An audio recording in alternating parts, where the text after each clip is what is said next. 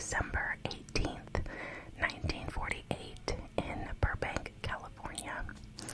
He was the son to Ed II and Clarnell. It was a very, very strict household. However, his father was more of a softie and kind of let him get away with things and wasn't as harsh as his mother was. Now, it was thought that by his mother that he would turn out gay if his father were to be too soft on him and too nice. I know I'm missing a fingernail. Ed's dad, he was sick of hearing it from Clarnell how nice he was and how he needed to be meaner to Ed.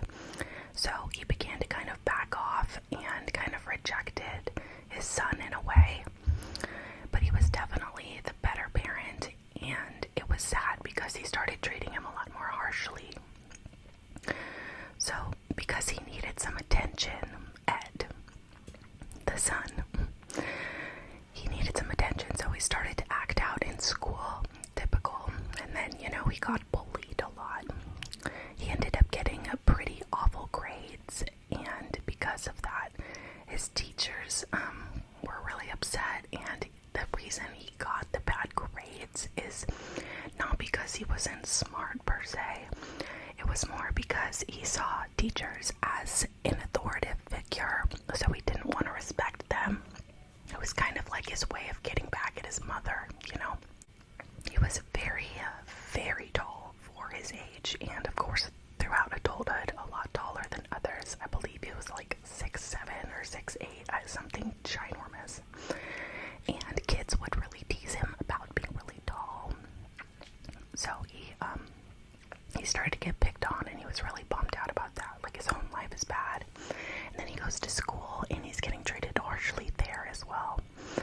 So he started having these really creepy thoughts and these fantasies as a young boy. And at night, he would steal his father's gun, and then he would go to his teacher's house and stand outside of her house and look through her window and watch her. And he would imagine doing things to her sexually and hurting her, You know that word, the one that starts with R and ends with E. He never acted out on anything, but still, really creepy. Things just started to escalate from there, and at 9 years old, his parents ended up divorcing. So now he's staying with his mother. His dad moves away. So with his father leaving, it caused him to act out a lot. He destroyed his sister's dolls. He would cut the heads off and things like that.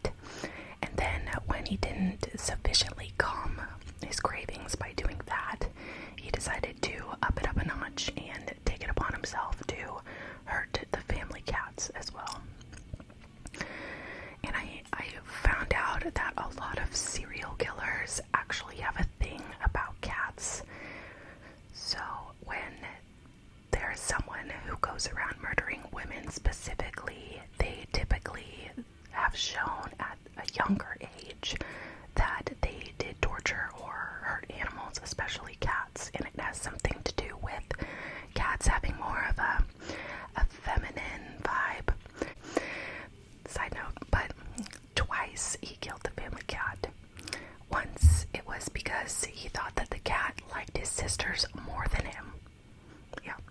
And, he felt rejected once again by the cat, so of course he had to kill it, right? So when they got the second cat, he did the same thing, but this time he kept the remains in his closet, and then he goes out of town, and his mom finds the remains in his closet, and she calls him up, and she's like, hey, she writes him a letter, sorry, and she said, hey, do you have anything to do with this cat, like, in your closet, and he said no, but obviously, yeah, he did that. So it was obvious that she was like catching on to what he was doing, because she ended up keeping him in the basement to sleep in a cot. She was so scared of him that he would like come upstairs and hurt her and his sister. So she wanted to keep him down in the basement, and I thought that was pretty freaking abusive, but that's just me. So it's to the point where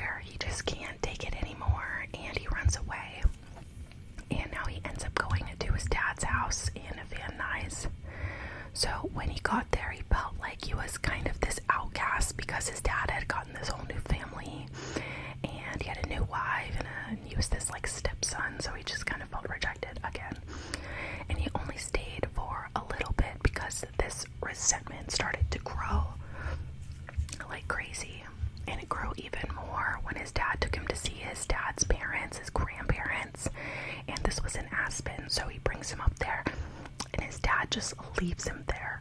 So it was kind of messed up, but his dad leaves him alone with his grandparents, and his grandmother, Maud, was a children's book writer. So I don't know, you'd think she'd be like a sweetheart, but no, she was a lot like his real mother at home, and was very rude and harsh and mean, and she belittled him as well as his grandfather a lot. He was much closer to his grandfather, who was a farmer. He spent most of his life working in the transportation industry and was pretty much the only male in his life that wanted to, take him under his wing and kind of help him be a better kid. He even bought him a rifle so they could go hunting together. So he was showing signs of improvement and even enrolled in high school out there in terms of being like a good student. His teachers never complained. He did pretty well. He wasn't really popular per se, but he didn't find it too hard to make friendships when he was there. And it seemed like on the outside he was just doing fine, But this does not last long. Very short-lived, because his grandfather started showing signs of dementia, and his grandmother began growing resentful and angry with him. Very annoying. He was usually like the breadwinner, so when those roles were reversed, she was not having it. She was not about that life. And she was really angry and mean. She got meaner and angrier because she wasn't getting the help that she needed from her husband. He had dementia, lady. She would say things like both of them were not showing her enough that they actually cared, and would just belittle Ed and her husband. So resentment starts to grow even more from Ed's point, not just because of his mother, not just because of his father, but because of his grandmother now. So one day they're having breakfast and they get into this super heated argument, and his grandpa is out and he's getting groceries, so it's just Ed and his grandma, and he just stands there. He just stands there in the kitchen with his rifle, and he just stares at her. She goes, "Oh, Ed, are you gonna go out and kill more birds? You better not."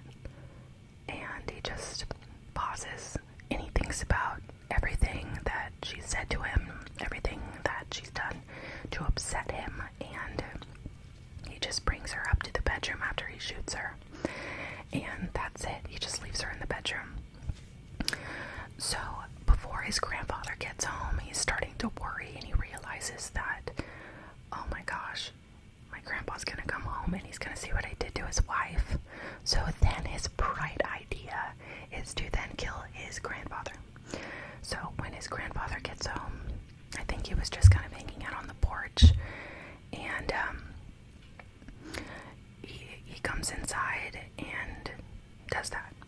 So after all is said and done, he calls his mom up and says, "I accidentally shot Grandma and Grandpa. What do I do?" She's all, "Hang up and call 911. Why are you calling me?" So he confessed and calls 911. They asked him, like, what the heck all that was about, and they said, or Ed said, he just wanted to know what it felt like to shoot them. So now, at this time, he was sent to Tascadero State Hospital because of this mental evaluation that he needed, and he ended up being a lot more favorable to the staff. They liked him a lot. He was very likable, and there were only 10 staff members in the whole hospital. I don't even know how that's possible, but that's what it was. So he got a lot more freedom than the other prisoners. Not prisoners, but, patients. And therefore, he had access to a lot of documents, so he was able to study these psychological, reports and findings, and it kind of helped him understand how to act, what to say, what to do to get out sooner. So they take his psych evaluation, and it looks like he has schizophrenia or some kind of personality control disorder, but something that he can't control. And this apparently makes him more acceptable to to society to just have a personality disorder. So after 5 years, he was released, and he was 20 years old at the time. He was physically 6'9", and he was giant. He probably weighed 240 pounds, but he had an IQ of 145, so he was considered, all there when it came to his smarts. When he was released, he was sent back to go live with his abusive mother after 5 years. And at this time, their relationship was even more toxic and more rough. But he attended a community college, and he actually wanted to be a police officer. He ended up moving out, and he got a roommate. He ended up not being able to afford it, and like a lot of kids, they move out, realize, oh god, this is like a harsh world, and then have to move on with their parents to get on their feet. So he'd had to do that, so he ended up moving back home. So then he gets engaged to this 16-year-old girl, and he was 20 at the time. His mom was super, super pissed about it and really talked him out of not doing it, so she convinced him to break up with her. And he said, fine, if you're going to make me break up with her, introduce me to someone that you work with or at your job. Someone you think is good enough for me, She said, oh, hell no, I'm not going to hook you up with anybody I know because you are not good enough for anyone.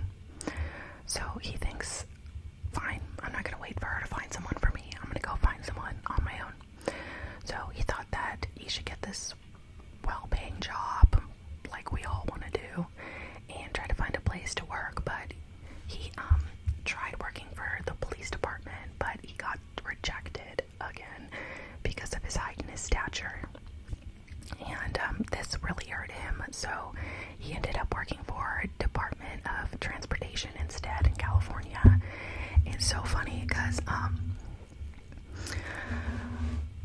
my husband, whatever the hell you want to call him, he worked for the same department, so that was kind of funny. He's actually the one that told me about this case because it's like a running joke within that department that this guy worked for their department for so long. So, anywho, funny story. So, one day at work, he ends up getting hit by a car, and he sues the guy that hits him. When with all this money, he goes and buys a Ford Galaxy. So he just loves being a creeper.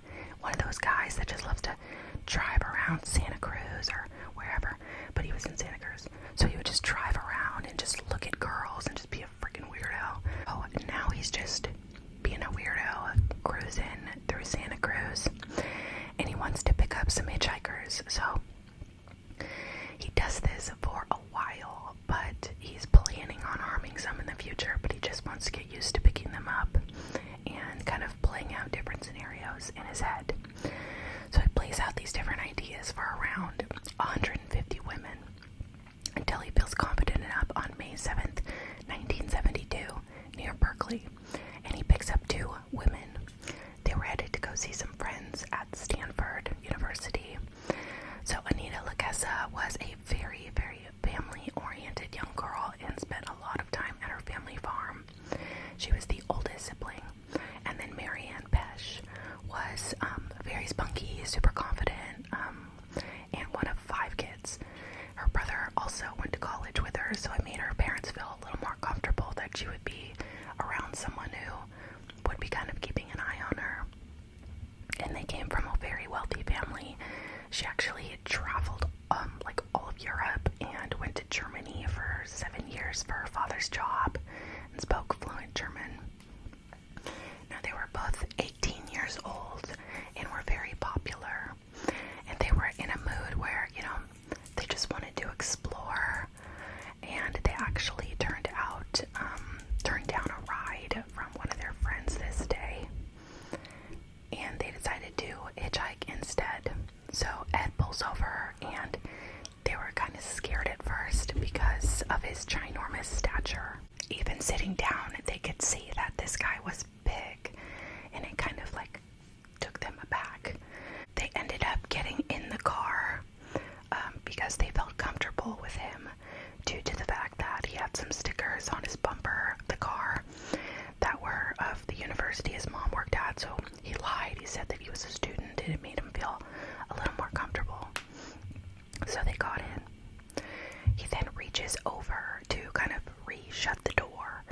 says, oh, sorry, you didn't shut the door properly, and they didn't notice, but at the time, he actually dropped a chapstick between the door handle and the little mechanism, so if they wanted to get out, they couldn't because it would be jammed. So he's just making small talk with the girls, and then he starts to drive to this isolated area. The girls obviously get really nervous, really upset, and he then pulls a gun out. So he has Marianne walk to the trunk, and she, kind of knowing what's gonna happen, she decides to put up a fight with this big guy. And during it, she ends up kicking out the taillight in the car, and he just gets furious. He gets so mad, and he ends up just stabbing her to death. And Anita's in the car, and so she's just freaking out. And he ends up going into the car and then doing the same to Anita. And then he puts both of the women into his trunk. Because Marianne kicked his taillight out, he actually got pulled over on his way home. But he ended up just talking the cop out of the ticket, and he didn't see anything suspicious, so he just let him go. And he says, no, right when I get into town, I'll fix it right away. So the cop just takes off. Now, with these girls being his first, he brought them to his apartment, and he just dismembered them right there in the parking lot. He said he didn't even care if someone saw him. He was just so infuriated by Marianne putting up a fight against him. So the next day, he discarded their remains up in the mountains in separate areas so that they would be kind of dispersed. And the cops were called because the girls, they hadn't shown up to see their friends, and they just said, oh, they're probably just runaways, the typical thing that they used to say. But the parents knew that that was not the case, and unfortunately their remains were found. Fortunately, but unfortunately, you do want closure. But they were found 2 months later by a hiker. Once they were found, there was a lot of talk around town, talking about what was going on, and there was this bar called the Jury Room that Ed would frequent very often, and he would talk to cops that were off duty that would go there. And he just learned how to gain people's trust and be able to really get to know them, and they thought that he was just a gentle giant. So he would listen in to the cops and their conversations about the missing women, and he felt confident that he would not be caught. So initially, his plan was to space out these murders, but he said that he would feel sapples in his head, and that was the urge to kill. And, he had another fight with his mom, so he goes out and drives around until around 7 p.m. He sees 15-year-old Aiko, cool, and this is in September. Aiko was such a good dancer. She was a beautiful girl, and she had such a natural talent. Her mother worked multiple jobs as a single mom to make sure that she got the best education and could go to the best dance companies, and she sounds like an amazing mother. And her father sadly wasn't in the picture. So when he saw Aiko, he said that he wanted to gain her trust and just then take her out of nowhere, just snap on her. So he said that he snapped way too quickly on Marianne and the other victim, Anita. So he didn't want to do the same with Aiko. So he's in the car with her, and she's finally getting comfortable, and she asked where they were going, and she can kind of tell we're not going to the right place. So he just out of nowhere said, well, I'm kidnapping you. And naturally she was terrified, right? So he gained her trust by explaining that he's just suicidal and he's gonna end up taking his own life, but he just wants company and he wants her there at the time. So he builds up all this trust with her. And actually they pull over. He gets out of the car and locks the keys in the car. So Aiko's in the car with him outside of the car, but she trusted him enough at this point to let him in. So sadly, at this point, he didn't want to miss the opportunity, so he did take her life right after, and he got rid of her body in several different areas the next day. And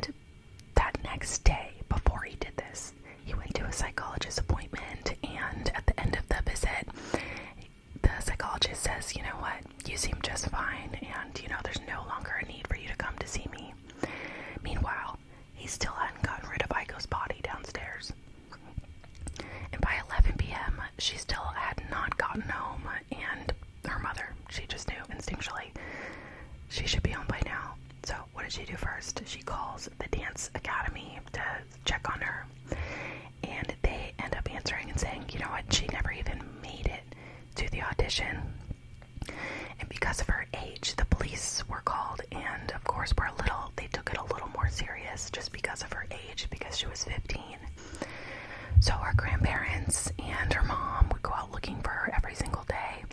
They'd go to bus stops, and they actually went to the bus stop that she was at when she got picked up, and would just talk to people and see if anybody remembered her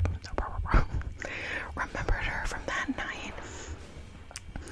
And there was actually a couple days later a newspaper article that was put out, and a lady called and said, yeah, I do remember seeing that girl, and she was getting picked up by a man because she was impatient that she missed her bus and she didn't want to be late. So she went into this car that was kind of tan colored, and there was a guy in there with brown hair. So that is all that they knew. So the cops made an announcement to those that were hitchhiking in the area to please be careful, just abstain from doing it. And if you are going to do it, go in large groups.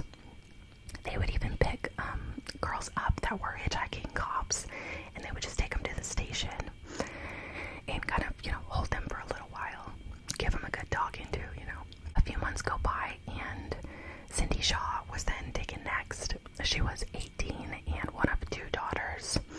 She was living in Santa Cruz for school, but she actually grew up in San Francisco, and she didn't know. She was kind of at like a crossroads where she didn't know if she wanted to be a teacher or a police woman. So those are 2 very different jobs. She was actually babysitting at the time to many families to make ends meet, and one of the families was actually the father was a detective on the case of all of these missing girls. So on the evening of January 8th, she was walking towards Cabrillo College, and Ed sees her. So he followed the same routine, and he brought her home and kept her a little longer. He said that he felt like more attached to Cindy for some reason. So he ended up keeping her, this part, and he buried it. He buried it in his mother's backyard and had it so her head was facing up towards his mom. He said that he did this because his mother loved when people looked up to her. So it took actually only 24 hours for her remains to be found by a patrolman. Following the burial of Cindy, he decides to kidnap another woman. Her name is Rosalind Thor, and she was very smart. She was living with her college roommates. There were 4 of them, I believe. They were all really close, and she had told her roommate that she was going to be leaving to go listen to a lecture on campus, but then she just never returned. So on that same evening, he decides to take 21-year-old Alice Liu, and she doesn't come home either, of course. So her roommates report her missing as well. So there were talks in the town that maybe these 2 girls were friends and just took off somewhere, but no one really knew the connection because no one thought that they were friends at all. And a few weeks later, on February 15th, both of their remains were found. So that just kind of put an end to the speculation, but they weren't sure if they had just ran off and gotten abducted together, and they hadn't, but people were really curious about what the connection was because it was 2 people on the same day that went missing. But 4 days prior, the police arrested a man named Herbert Mullins, who was also kidnapping, raping, and murdering women in the area, but he had been really sloppy, apparently. And Ed was really upset about this because he was kind of getting recognition for the women that Ed had taken, and Herbert did not take them, so he kind of wanted his name to be with the victims, but he kind of took it personally that Herbert was connected to it. So he's still having his normal days, going to the jury room, talking, cutting up with all the police every night, and he acts completely normal, so nobody suspects him. In a few days after Herbert's arrest, a gun dealer gets a hold of the police, and he said, I need help doing a background check on this guy. He came in for a gun, and I just kind of need some help. Cops go, oh, okay, well, who is it, And the guy said, well, it's Ed Kemper. Do you know him? And they all kind of went, oh yeah, we know him.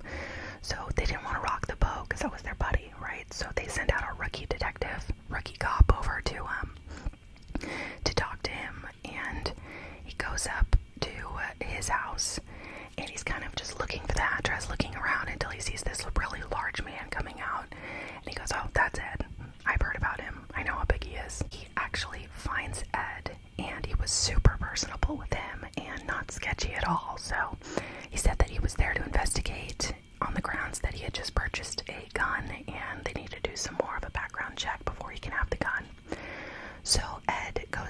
cop is drunk to get the weapon out, and the cop sees that there's no lining. It's kind of just metal in his trunk. And he's like, whatever, that's kind of weird, but whatever.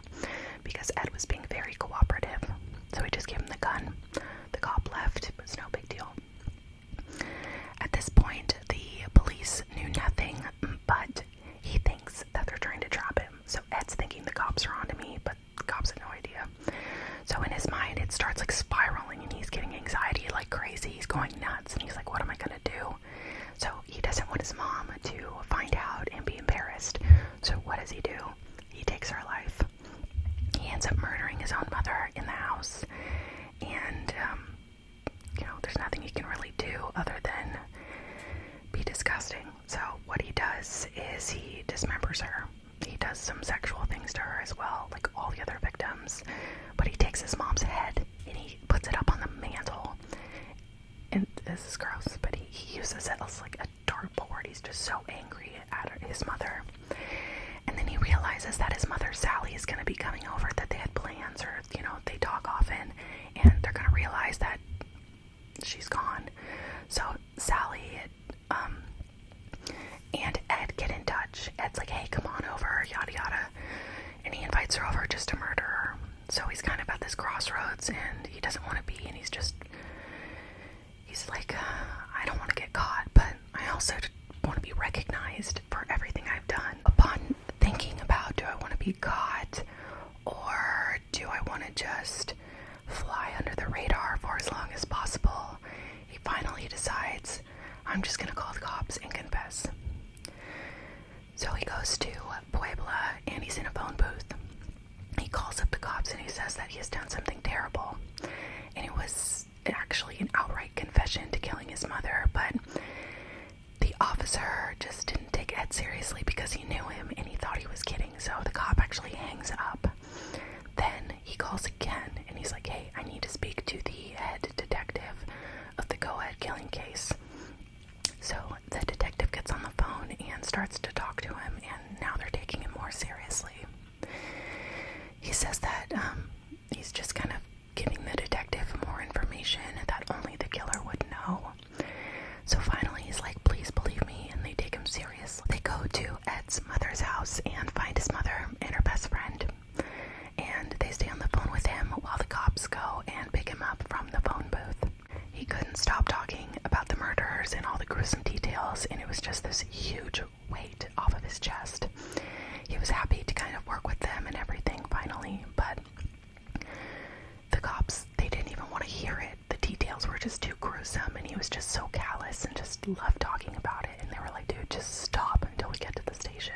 When they got to the station, he was still very cooperative and willing to give them all the necessary information. And even though he confessed, his lawyer said that he needed to say that he was not guilty by reason of insanity. So on October 8th, he was found guilty of 8 counts of first-degree murder and was sentenced to life in prison. He asked for the death penalty, but in California, they just, at the time, it was like, no.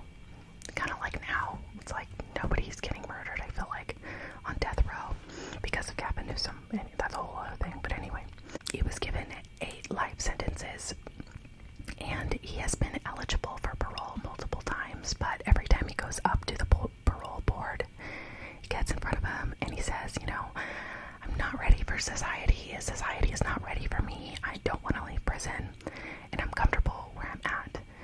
So he thinks that society would not want anything to do with him, which we don't, sir. We really don't. He feels like he's always going to be rejected, and poor me. But his next eligibility is 2024.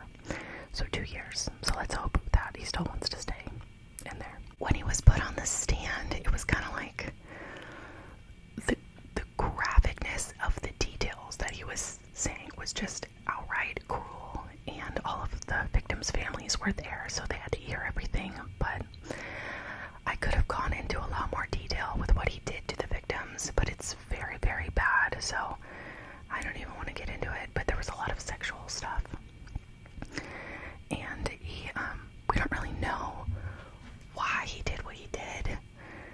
My theory is that it has to do with control. He never had control his whole life.